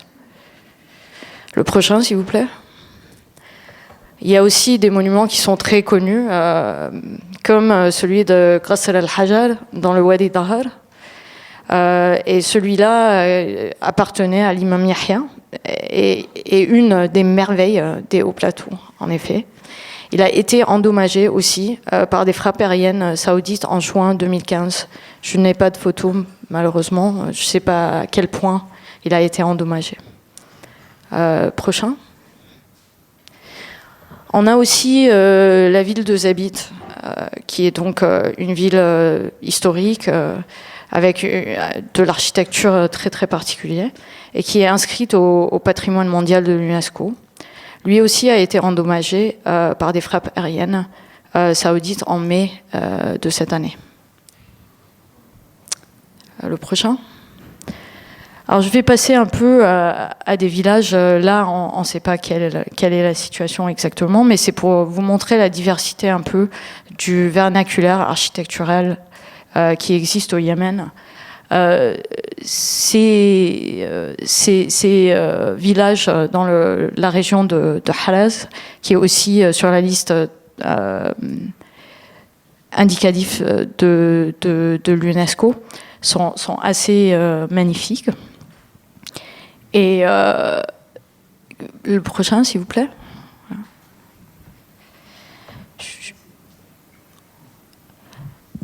Voilà, c'était juste pour montrer. J'évoque quelque chose que Mackintosh Smith avait décrit dans son livre Yemen, the Unknown Arabia. Les villes paraissaient avoir été cuites au four et pas bâties. Les paysages du Yémen ressemblaient à nulle part d'autre sur cette planète. Donc c'est juste pour vous montrer un peu ce qui est en danger. Chaque village a des particularités. Chaque village a un vernaculaire architectural qui est très très unique au monde. Prochain, s'il vous plaît. Il y a aussi la ville de Tola qui est sur la liste indicative de l'UNESCO, mais nous n'avons pas d'informations jusqu'à présent. Alors, passons à Hadramaut. Donc, c'est juste pour vous montrer. J'ai pas d'informations pour Shibam pour le moment, mais comme il y en a entre vous qui le savent certainement. C'est le Manhattan du désert. C'est comme ça qu'il a été appelé à cause de ses gratte-ciel en adobe. Cette ville est inscrite aussi au patrimoine. Il a été listé en danger par UNESCO récemment. Prochain. Et puis, c'est pour vous montrer l'architecture vernaculaire en adobe qui se trouve un peu partout dans la région du Hadramaut. Chaque ville et chaque village a des particularités, comme vous le voyez. Là, on a des bâtiments, des villas en adobe aussi dans le Wadi Doran. Prochain. Alors, en plus des sites qui sont inscrits sur la liste de patrimoine mondial de l'UNESCO ou de la liste indicative, on a aussi un grand nombre de monuments historiques et islamiques comprenant des forts, des citadelles, des mosquées qui ont été frappées par des bombes Parmi celles-là, il y a la forteresse médiévale d'Al-Qahira, qui a subi des bombardements aériens très très extensifs. Prochain. Donc, maintenant, on revient un peu à l'histoire un peu plus ancienne du Yémen, pour un peu donner du contexte. À part cette richesse qui est architecturelle que je vous ai montrée, il y a une richesse aussi archéologique qui date même des premières migrations d'Homo sapiens. Et donc, les Homo sapiens ont évolué en Afrique entre à peu près 200 et 150 000 années. Et il y a eu une ou deux, il y a des débats là-dessus, vagues de migration out of Africa. Et le passage de Bab el-Mandeb, qui est situé entre la Corne de l'Afrique et le Yémen, était une de ces routes de passage. Donc le Yémen est au centre des débats sur nos ancêtres et leurs mouvements à travers le globe, pour montrer un peu l'importance de cette région dans des débats un peu plus anciennes ou plus récentes, comme vous voulez. Prochain. Alors le Yémen témoigne aussi une occupation paléolithique. En fait, tu peux retourner. Alors à droite, vous voyez qu'il y a une occupation paléolithique qui date, maintenant on a une date qui est, pour un site stratifié, qui date de 70 000 avant. Donc voilà, on a du paléolithique dans ce coin du monde. Prochain. Et il y a aussi une archéologie néolithique. Alors, entre à peu près le 8e millénaire et le 3e millénaire avant Jésus-Christ, nous avons une néolithisation de cette partie de l'Arabie. Elle est un peu plus tardive qu'au Proche-Orient. Mais en effet, ça commence avec la domestication des bovidés, des bovins, et un peu de chèvres et de moutons. Et l'agriculture vient un petit peu après.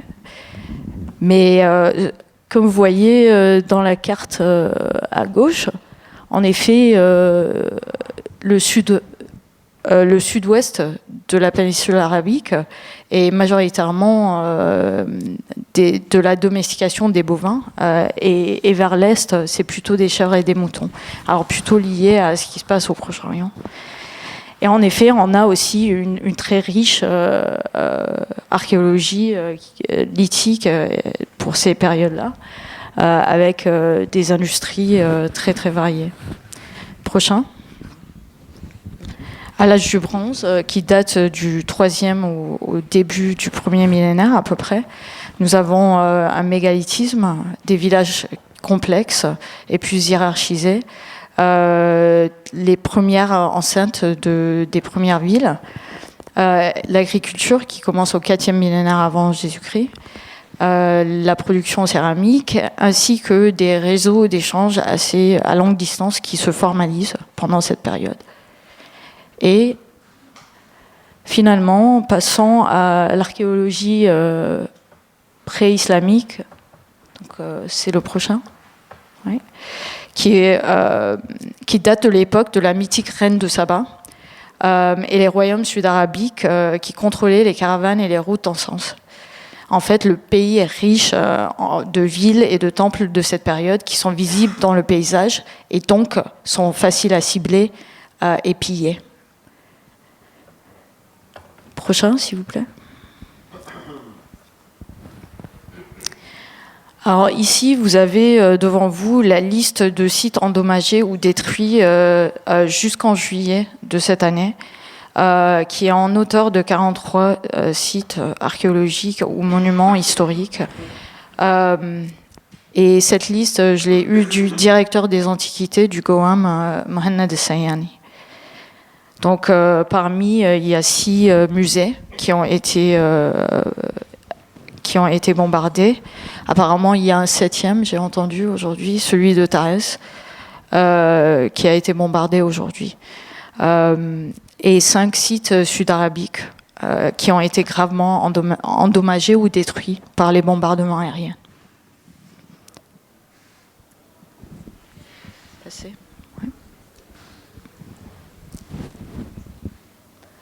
Alors, parmi les musées qui ont été frappés, il y a le musée de Damar, qui contenait à peu près plus que 12 000 artefacts, des hauts plateaux, et qui comprenait aussi des vestiges en cours d'étude de plusieurs missions archéologiques.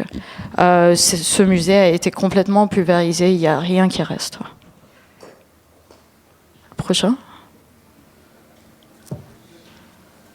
Il y a aussi le site de Marrakech, qui est l'ancien site minéen dans le désert, dans les marges du désert, qui a été fouillé et restauré par la mission italienne. Prochain, s'il vous plaît. Ce site a été frappé par un bombardement aérien saoudien en septembre.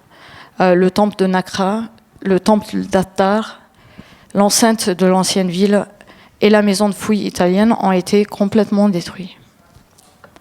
Le prochain. Il y a aussi l'ancienne ville de Selwa, qui a été occupée pendant la période sud-arabique aussi, premier millénaire avant, qui a été frappée par un bombardement aérien saoudien en avril et en mai 2015 de cette année. Et finalement, le fameux ancien barrage de Mareb, du premier millénaire qui a été utilisé jusqu'à peu près au VIe siècle après, et qui a pu arroser à peu près 9600 hectares de terrain. Ce barrage a été endommagé à plusieurs reprises par des raids aériens saoudiens en mai et en août de cette année. Prochain. Il y a aussi l'ancienne ville sabéenne de Mareb, qui est datée du 2e ou 1er millénaire avant, qui a aussi été endommagée par des bombardements en juillet de cette année. Bon, prochain. Donc je vais conclure en disant que voilà, la destruction, on a vu beaucoup dans les médias récemment, une réaction assez intense de la destruction par Daesh de l'ancien site de Palmyre en Syrie, des artefacts dans le musée par exemple de Mossoul en Irak. Et ceci est annoncé comme un crime de guerre par les Nations Unies et condamné autour du monde par les médias et par les gouvernements.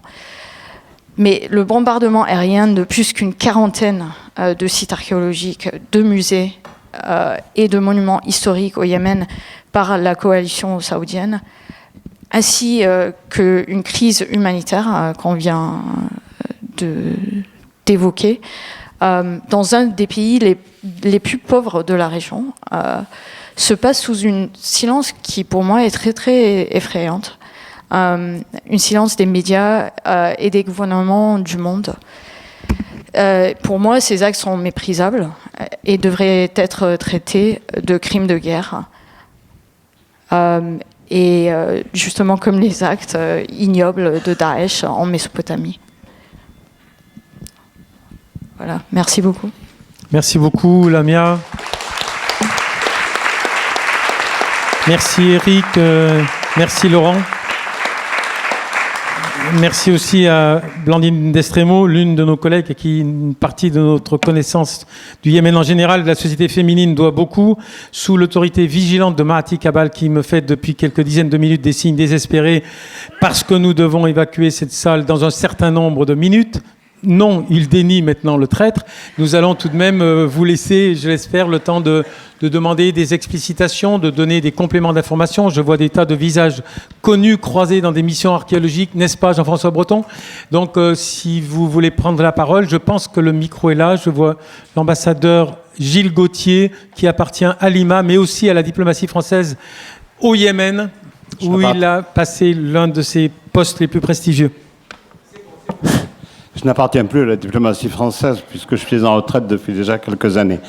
mais je voulais dire que j'étais en totale empathie avec les sentiments et les analyses des 4 personnes les 4 intervenants. Je pense que mon collègue, mon prédécesseur Alain Moureau, qui n'est pas ici, je ne crois pas, est à peu près sur la même ligne que moi. Je pense que mes successeurs sont encore en fonction, donc on ne peut pas leur demander ce qu'ils pensent de la situation d'une façon trop directe. Il est évident que le Yémen, même si, comme vous l'avez dit, il peut y avoir des gens au Yémen qui ont appelé à cette intervention, le Yémen est victime d'une agression saoudienne.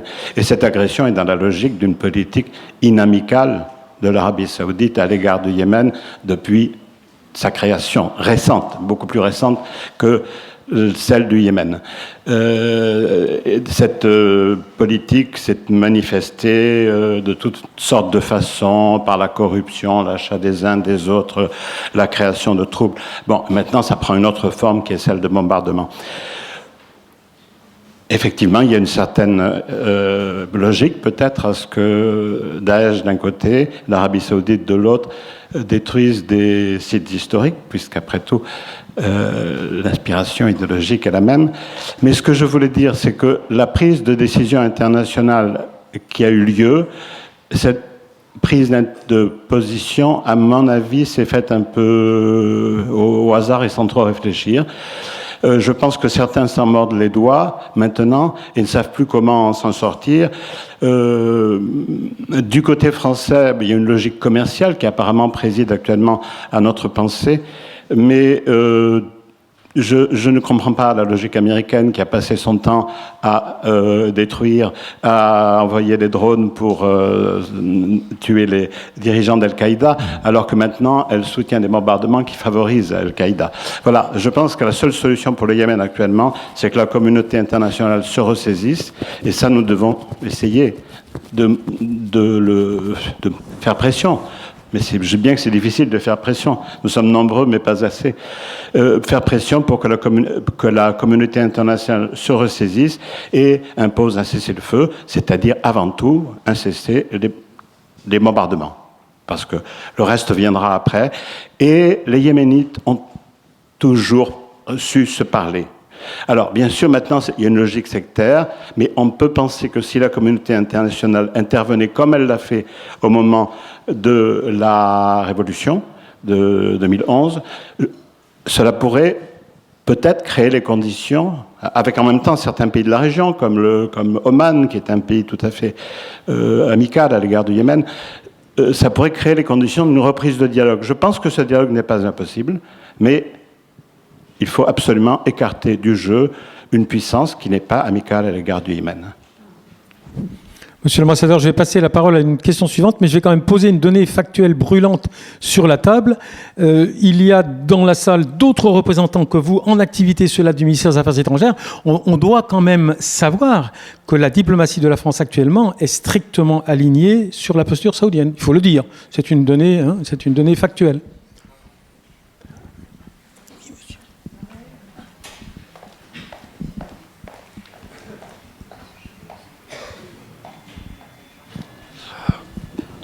Bonsoir.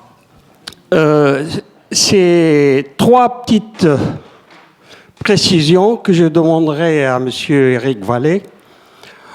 En parlant de la branche chiite zédite, je vous demande de nous préciser, si j'ai bien compris, vous avez dit que les zédites sont des shérifs. Or que les shérifs, en général, c'est ce qu'on a déterminé, ce qu'on a pu arrêter dans l'histoire, seulement ceux qui sont descendants de Hussein ou de Hussein, la fille du prophète. Or que, si j'ai bien compris, Zayd, qui est le fondateur de la branche zédite, n'est pas descendant, il est descendant de Ali, bien sûr, mais il n'est pas le descendant de Fatima, la fille du prophète. puisque les duodécimains que vous avez mentionnés, après Hassan et Hussein, ça passe à Ali Zayn al-Abidin, ça passe à Mohamed al-Baqir, ça passe au 5e imam, Ja'far al-Sadiq. On va clarifier ce point. Donc Oui, non, simplement, puis, est-ce que eux, ils croient que la même chose que les duodécimains à l'arrivée, voilà, c'est ça que je voulais que vous précisez, quoi, à l'arrivée d'un imam, c'est-à-dire al-Mahdi al-Muntazar, ça veut dire l'imam attendu, le Mahdi attendu. Alors, juste donc un point très rapide. Donc, tous les zaïdites ne sont pas des descendants du prophète et ne prétendent pas l'être. C'est seulement l'aristocratie zaïdite qui prétend l'être. Et ce sont des descendants de Hassan. Donc l'un des deux fils de Ali et de Fatima, toutes ces familles, y compris celles des imams de la famille Hamid ad-Din. Donc, ils n'ont pas, par ailleurs, les zaïdites n'ont pas de croyance dans un Mahdi Muntazar, c'est-à-dire dans un Messie attendu qui doit revenir, puisque pour les zaïdites, dans la tradition zaïdite, il faut qu'il y ait, ce qui importe pour les zaïdites, c'est qu'il y ait un imam à la tête de la communauté qui soit un vrai imam, un vrai dirigeant, et que cet imam remplisse un certain nombre de conditions. Je ne vais pas toutes les détailler, mais la condition numéro 1, c'est qu'il soit descendant du prophète, par Hassan ou par Hussein. Et je préciserai simplement que aujourd'hui, les Houssis ne combattent pas pour rétablir un imam. Ça ne fait pas partie de leur revendication, parce qu'il y a un tournant extrêmement important qui a été pris par les oulémas zaïdites au début des années 1990, qui ont officiellement renoncé à l'existence d'un imam, et qui ont considéré qu'on pouvait aménager la doctrine zaïdite pour la rendre compatible avec un régime de type républicain. Voilà. Merci de cette précision. Vous n'avez pas dit à votre intervention, c'est ça que si le fait qu'il ne croyait pas à l'imam caché avait été mentionné. Oui, encore un grand yéménophile, Pardon, oui. Bonsoir, je voulais d'abord remercier tous les intervenants. Moi j'ai une question par rapport à l'Iran, qui est l'autre puissance régionale. Ce qu'on voit en Syrie, c'est que l'Iran assume son aide directe à Bachar al-Assad, donc elle lui fournit armes et hommes, mais on le voit pas du tout, on le voit pas en fait au Yémen. Et je voulais comprendre pourquoi il n'y a pas cette critique en fait envers la coalition, donc qui est composée de l'Arabie Saoudite, mais d'autres pays, hein, dont le Pakistan, le Maroc, enfin tous les pays sunnites de la région presque. Donc on n'a pas de preuves concrètes d'armes ou d'hommes iraniens dans la milice Houthi. Et malgré ça, en fait, dans les médias les grands médias qu'on lit, Le Monde, tous les médias français, on voit quand même c'est une des excuses de l'Arabie Saoudite, mais aucun travail derrière en fait. Il n'y a pas de preuves concrètes. Je ne sais pas si vous avez plus de précision sur ce point-là. Alors qu'en Syrie, on le voit, enfin c'est assumé par les Iraniens, il n'y a aucun souci avec ça. Mais avec le Yémen, il n'y a aucune, j'ai pas d'informations. Je ne sais pas si vous en avez. Non, je pense qu'on souscrit à votre remarque. On s'est consulté avec Laurent, on est totalement d'accord. Ce que vous venez de dire, vous avez peut-être remarqué que moi j'avais balancé une petite flèche. J'ai dit, et vous me direz l'Iran, et je vous dirais, non, l'Iran n'était pas à ce moment-là un acteur politique majeur du jeu interne yéménite. Alors, il y a régulièrement des histoires, on dit un bateau qui a été arrêté par l'embargo, etc. Mais moi, ce dont je peux témoigner, c'est qu'au Centre français d'études yéménites, on recevait des collègues iraniens qui venaient étudier les manuscrits zaïdites. Oui, il y a toujours eu un intérêt intellectuel et donc religieux pour la doctrine zaïdite. Mais là, on a dit aussi que le Hezbollah avait envoyé des cadres militaires pour aider les Houthis. On a dit qu'il y avait des jeunes yéménites qui se battaient dans des milices chiites en Syrie. Tout ça est resté quand même de l'ordre de l'allusion. Effectivement, vous avez raison de dire. Tawakkul Karman, le lendemain de la prise du palais présidentiel, donc le 20 ou le 24 janvier 2015, Tawakkul Karman dit « Venez libérer le Yémen occupé par l'Iran ». Bon, on était quand même sur un niveau de mobilisation, une rhétorique sectaire, en face d'une réalité dont on n'avait pas vraiment les éléments constitutifs jusqu'à ce jour, je crois.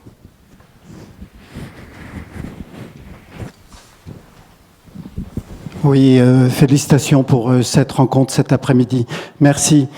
Juste un point que je voulais signaler, Jean Lambert, je ne sais pas s'il est présent dans la salle, mais au mois de juillet... Ce traître n'est pas là. Il nous a proposé une rencontre au siège de MSF. Nous sommes venus quelques spécialistes pour réfléchir sur cette question. Que peut-on faire concernant l'image du Yémen qui est dégradée, en particulier en France. Donc une pétition a été lancée, nous avons monté une pétition internationale avec MSF, qui n'est pas présent ce soir, je pense aussi, avec Jean Lambert, avec l'association Salam for Yémen, avec l'espace Reine de Saba. Donc je vous invite, si vous voulez vous manifester, parce que on sait bien que, comme tu l'as très bien dit, François, les contingences politiques et diplomatiques font que la France, et comme d'autres grands pays, sont complètement timorés puisqu'il s'agit de vendre des avions et des armes, vous le savez bien. Donc il y a quelque chose à faire aussi, en plus d'aujourd'hui, continuer avec les médias. Peu de médias communiquent justement sur la situation du Yémen. Il n'y a pas longtemps Libération, il n'y a pas très longtemps non plus Télérama, avec un article beaucoup trop succinct et même un peu tapageur. Mais il y a à faire, chacun d'entre nous peut continuer. Je vous remercie.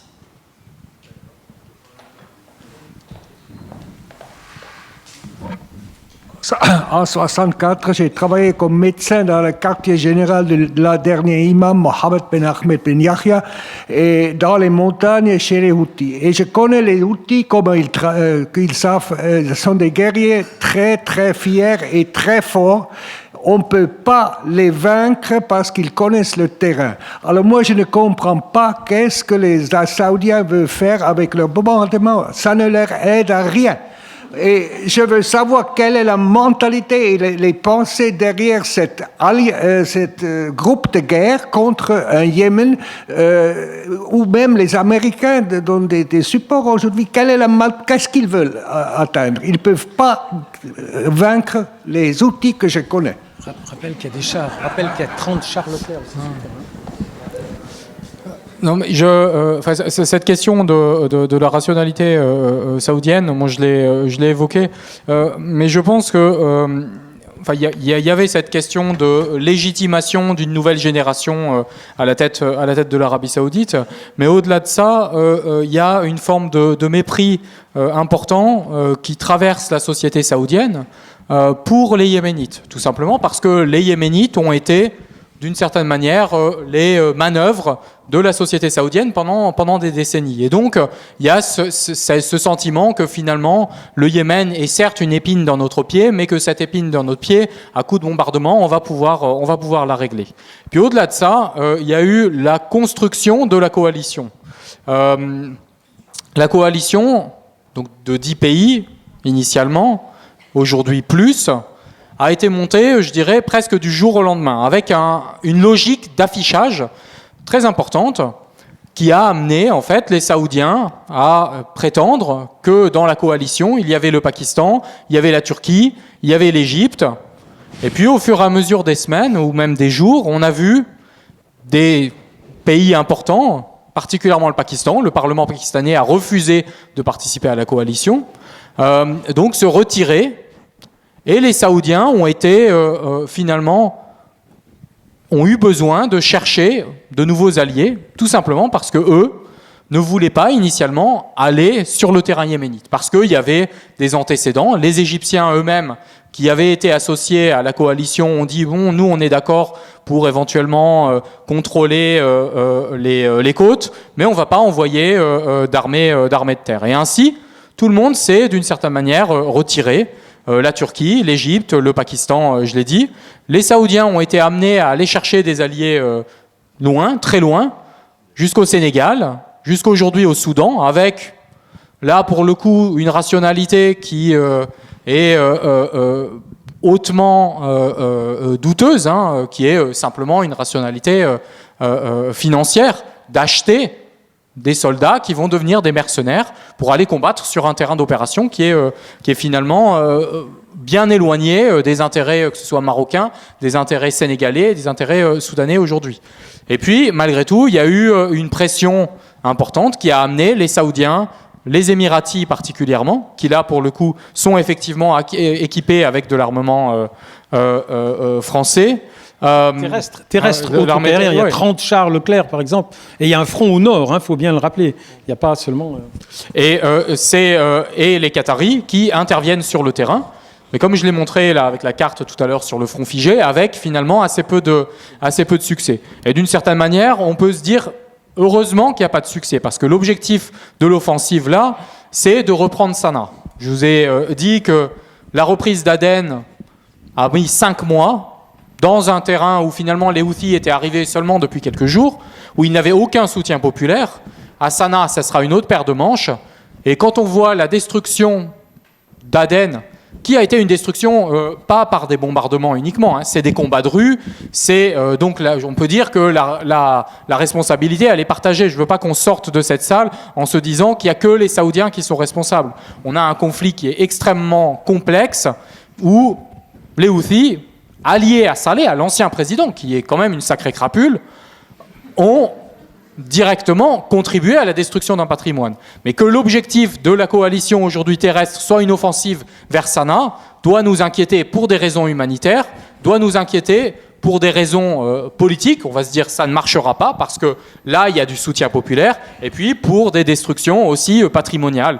De voir Sanaa détruit nous briserait encore plus le cœur qu'aujourd'hui, je pense, sur le plan symbolique. Je rajouterai très très vite une hypothèse que j'ai soulevée depuis le début de l'intervention saoudienne. Les Saoudiens combattent bruyamment des chiites à l'extrémité du monde arabe pour faire oublier qu'ils sont alliés aux chiites au cœur du monde arabe. Et ça, il ne faut pas l'oublier. Ils redorent leur blason sectaire. Et ils enlèvent aux groupes radicaux sunnites le monopole de la défense de la Oumma contre les chiites. Ils disent, vous voyez, on peut aller combattre des chiites, des Houthis chiites, pour faire oublier que leurs avions évoluent en étroite collaboration avec les troupes iraniennes au sol contre Daesh. Et pour priver donc les groupes radicaux du monopole de la lutte contre les infidèles chiites. Je pense que tout ça peut se rajouter à tout ce qu'a dit Laurent, auquel pour ma part je souscris sans réserve. Non, Mati Kabal ne nous expulse pas, l'optimisme revient. Oui. Il a levé la main, j'ai cru que ça voulait dire vous sortez, non. Ça veut dire 1 minute. Ah, oui, une question. En fait, j'ai deux petites observations par rapport aux interventions. La première concerne le fait qu'en fait, ce qui se passe au Yémen n'est qu'une partie d'une contre-offensive, d'un processus et d'une dynamique contre-révolutionnaire à l'échelle de l'ensemble du monde arabe, qui s'est opéré avec une complicité évidente de l'Occident par des anciens potentats ou des élites militaires ou des élites au pouvoir, comme on l'a vu en Égypte en 2013, avec le soutien des Américains, le coup d'État contre le pouvoir ici des urnes de frères musulmans. Et il faut rappeler aussi qu'au début de cette offensive déclenchée par les Houthis à partir du nord du Yémen, c'était bel et bien voulu, cautionné par l'Arabie Saoudite, par les Émirats arabes et par leurs alliés occidentaux. Parce que les calculs étaient à l'époque qu'on amène la Houthi à Sanaa, qu'Abdallah Saleh leur fait profiter de son influence sur les corps d'élite de l'armée et des services de renseignement pour qu'ils progressent. Une fois qu'ils sont à Sanaa, ils essayent de favoriser un combat avec le frère musulman de l'Islah, ce qui serait une occasion d'éliminer définitivement les partis de l'Islah du jeu. Et ensuite, à ce moment-là, une fois les forces modérées sont éliminées, Ali Abdallah Saleh, le vrai crapule, je suis tout à fait d'accord, il pensait qu'à ce moment-là, il y aura un antagonisme entre d'un côté des extrêmes, les Houthis d'un côté, et les organisations radicales islamistes comme Al-Qaïda. Et à ce moment-là, tout le monde se tournerait vers Ali Abdallah Saleh ou son fils pour dire « vous êtes la seule alternative acceptable ». C'est ma deuxième observation. La seconde, la troisième et la dernière, ce que je voulais juste savoir, vraiment par intérêt scientifique, est-ce que les Saoudiens et la coalition visaient ces sites archéologiques par le simple plaisir de viser des sites historiques ou parce que ces sites servaient d'abri ou de rempart ou de bouclier archéologique pour les autres belligérants? Je laisserai la deuxième partie de la question à mes voisins de droite, à mes deux voisins de droite. Tout ce que vous avez dit sur la duplicité de l'Arabie Saoudite dans sa relation aux Houthis est extrêmement précieuse. Les Houthis ont laissé faire, les Saoudiens ont laissé faire et même poussé. Et moi, je peux vous dire, j'étais en communication avec des gens de l'Islam, ils disaient, mais c'est les Saoudiens, c'est les Saoudiens. Les Saoudiens ont poussé, ont laissé venir les Houthis qui se battaient contre leur vrai ennemi. Hein, les Saoudiens ont deux ennemis, c'est pas les chiites leur ennemi, ils s'en foutent, ils sont pas trop dangereux dans le tissu politique du royaume. Ils existent, mais ils ne sont pas potentiellement des acteurs inquiétants. Mais ils ont peur des sunnites. Et ils ont peur des modérés aussi bien que des radicaux. Et parfois, ils ont encore plus peur des modérés que des radicaux. Et donc, ils ont très peur des frères musulmans. Et donc, ils étaient très contents que les Houthis, qui leur avaient servi à balayer le village de Damaj, donc les radicaux, ils se sont servis des chiites pour se débarrasser des sunnites radicaux. Et après, ils se servaient des mêmes chiites pour se débarrasser des sunnites modérés. Donc là, ce que vous dites là est extrêmement important. Alors après, quel est le narrative des Saoudiens quand ils bombardent des sites? Je vais laisser la parole à mes deux voisins de droite. Je rappellerai quand même que tous ceux qui ont vécu au Yémen et circulé en Arabie Saoudite savent que l'Arabie Saoudite a des institutions universitaires qui comprennent des départements des antiquités pré-islamiques. On n'est pas quand même dans la barbarie wahhabite au premier degré, comme on le dit parfois. Mais après, oui, bien sûr, il y a des raccourcis et on va demander à Lamia de nous donner son sentiment et à Laurent. Bon, en premier, je voulais juste dire que Laurent, il a raison, que tous les groupes qui sont engagés dans ce conflit sont coupables par rapport à la destruction du patrimoine au Yémen. Mais en effet, ce n'est pas du même niveau du tout. Et je crois qu'il faut se rappeler de ça, que vraiment les bombardements sont assez violents et la majorité des sites ont été frappés par des bombes de la coalition et pas par comment dire, sur le sol, quoi. Donc Aden est je crois l'exception, mais en effet Aden a aussi été bombardé par la coalition. Donc voilà. Oui.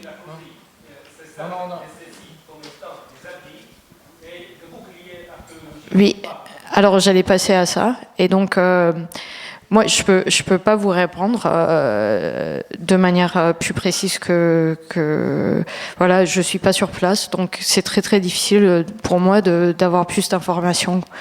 Mais en effet, je peux vous dire que de toute façon, pour les sites archéologiques, ils sont complètement bon, avec l'exception de Selwah, peut-être, Mareb, le barrage, et il n'y a pas d'endroit où se cacher, il n'y a rien autour, c'est un cible, ils l'ont ciblé, et ce n'est pas, il n'y a pas de raison de frapper ce monument. Donc après, je ne peux pas vous expliquer pourquoi. J'ai des théories, mais je ne vais pas rentrer là-dedans. Peut-être que Laurent, il en a d'autres. Mais pour la plupart des sites archéologiques, c'est le cas. Après, pour les citadelles, les forteresses, etc., il y a peut-être des raisons plus logiques quand même. Parce qu'ils sont des monuments défensifs, etc. Mais après, je ne peux pas vous dire plus que ça. Mais je peux vous dire qu'un musée qui héberge 12 000 artefacts et a été complètement pulvérisé. Il y avait rien autour. C'est pas un endroit militaire, quoi. Donc je vois pas comment je pourrais ou on pourrait le voir autrement que ça.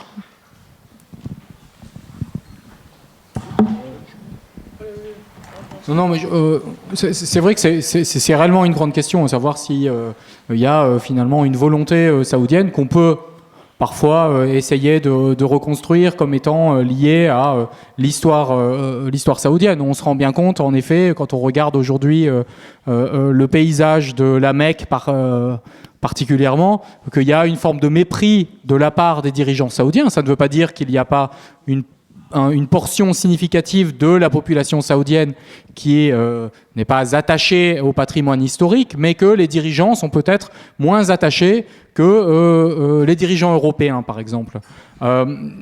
Et donc, on peut développer assez facilement une théorie selon laquelle il y aurait finalement un processus historique long qui serait la destruction à l'échelle de la péninsule arabique d'une grande partie des sites historiques. Et on peut très très bien voir, quand on voit à la fois comme était la Mecque, mais aussi un certain nombre de villes, ça peut être Najran à la frontière avec le Yémen, qui ont été d'une certaine manière détruits par des constructions, etc. Mais je pense qu'il faut faire attention aussi à cette espèce de théorie qui vient d'une certaine manière suridéologiser cette guerre. Je pense que les militaires eux-mêmes ne voient pas nécessairement jusque-là qu'on est avant tout dans une dimension purement stratégique. Et il est vrai que de la même manière qu'il y a des victimes civiles, qu'on a des mariages qui ont été ciblés, il y a aussi des sites archéologiques qui sont ciblés, tout simplement parce qu'il manque très vraisemblablement une compétence forte de la part des militaires saoudiens, qui sont manifestement épaulés aussi par des conseillers occidentaux, qui soient américains, potentiellement français. On dit que les Français fournissent des images satellites britanniques, mais que malheureusement, il n'y a pas forcément la finesse dans le ciblage qui produit, et chez les civils, et en termes de patrimoine, finalement, une forme de destruction, et qui se double, je n'en doute pas, d'une forme aussi de mépris, que j'ai expliqué, de mépris pour les Saoudiens, pour les civils et pour l'histoire. Mais je ne pense pas qu'il y ait une rationalité explicite de destruction. Juste pour préciser un point quand même qui me paraît important, c'est que si on ne peut pas effectivement dégager une rationalité qui vaudrait pour l'ensemble de ces sites qui sont touchés, il y a quand même deux villes qu'il faut distinguer. Aden, d'un côté, on l'a dit, qui est en grande partie détruite à cause des combats qui ont eu lieu, et Saada, qui est aussi en très grande partie détruite. Et là, ça ne date pas seulement de ce conflit-là. Ça nous ramène à un conflit qu'on n'a pas eu le temps d'évoquer, mais qui s'est déclenché en 2005, donc il y a maintenant 10 ans, qui était avant les guerres actuelles, le conflit entre les Houthis, les premiers conflits entre les Houthis et le gouvernement yéménite d'Ali Abdallah Saleh. Et dès 2005, Saada a donc été touché par également des bombardements, par des attaques. Donc, ce qui explique que la ville est aujourd'hui en grande partie détruite. Ce n'est pas un hasard si les mosquées zaïdites de Saada ont été volontairement, elles aussi, ciblées. Là, je crois que, autant pour les autres, il peut y avoir la question ouverte, autant pour Saada, là, on a affaire à quelque chose qui est une destruction quasi systématique, qui ne touche pas seulement les monuments, les hommes, mais qui touche aussi tout le patrimoine manuscrit, qui était extrêmement important. Donc, on estime à peu près à, disons, plusieurs dizaines de milliers, 10 000, 20 000 manuscrits conservés dans le nord du Yémen, dans les régions zaïdites et dans la ville de Saada. Et il apparaît qu'un certain nombre d'entre eux, je suis incapable de quantifier, mais un certain nombre d'entre eux ont été détruits dans ces bombardements. Donc, autant pour un certain nombre de cas, là, on peut penser qu'il peut y avoir soit des erreurs, soit des effets collatéraux. Autant là, pour Aden et pour Saada, et peut-être pour Taïz aujourd'hui, là, on a le résultat véritablement d'actes de guerre qui sont volontaires. Je ne sais plus qui d'entre nous a dit tout à l'heure que le personnage d'Ali Abdallah Saleh n'était pas très reluisant. On a oublié peut-être de dire une chose. Le monsieur qui introduit le poison sectaire dans le paysage politique yéménite, c'est Ali Abdallah Saleh quand il veut se défaire de la contestation des Houthis dans le nord. Les Houthis dans le nord n'ont pas un discours sectaire. Ils disent pas on est chiite, on veut restaurer l'imama. Ils disent gros dégonflé, tu cèdes aux Américains. Ils ont un discours anti-impérialiste, sectaire un peu, Israël. Ils font pas dans la nuance, mais c'est un discours anti-impérialiste. C'est pas un discours sectaire. Et Ali Abdallah Saleh, pour les discréditer, leur dit bande de sales chiites soutenus par l'Iran. Et c'est ce monsieur-là qui avait confessionnalisé la tension irrédentiste du Nord, qui va surfer cette même tension, se souvenant, ah oui, mais moi au fait je suis zaïdite, et va faire une instrumentalisation complètement opposée de ce clivage. Voilà, vous allez être privés de nous tous, mais pas de Laurent Bonnefoy, parce que jeudi prochain, si vous revenez, il n'y aura pas que François Burgat pour transférer le micro, il y aura aussi Laurent Bonnefoy, il y aura plusieurs chercheurs réunis aux séries toute la journée, Louloua El Rachid, Thomas Pierret et Stéphane Lacroix, et pour faire très très simple, on essaiera de vous proposer des points de repère pour comprendre de Bardadi jusqu'à Rannouchi, ils sont tous islamistes, mais ils ne se ressemblent pas complètement. Existe-t-il des postures analytiques pour mieux comprendre? Merci beaucoup de votre attention ce soir.